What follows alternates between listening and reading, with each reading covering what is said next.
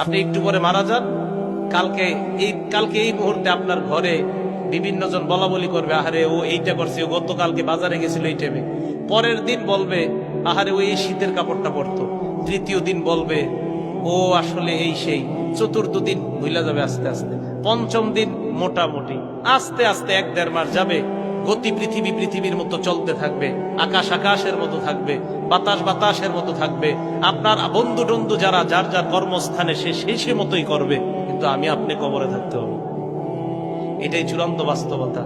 ইমানদারকে যখন বলবে আমি ইমানদারকে সত্যায়ন করলাম, আমার ইমানদার বান্দা যা বলছে সত্য কথা, এই কথা বলার পর আল্লাহ বলেন আফরিশুহু মিনাল জান্নাহ, আমার ইমানদার বান্দাকে কবরের মধ্যে দুনিয়ার মানুষ 3টা পাতলা কাপড় দিয়ে পাঠাইছে।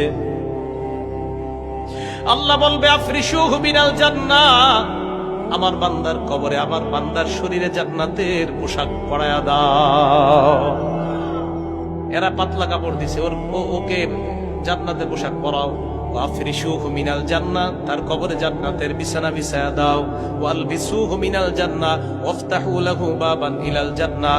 দেখেন কি কয়, ইমানদার বান্দার কবর থেকে জান্নাত পর্যন্ত একটা দরজা খুলে দাও, জান্নাত থেকে যেন ইমানদার বান্দা জান্নাতের নিয়ামতগুলা দেখতে পায়। হাদিসে কি আসছে দেখেন,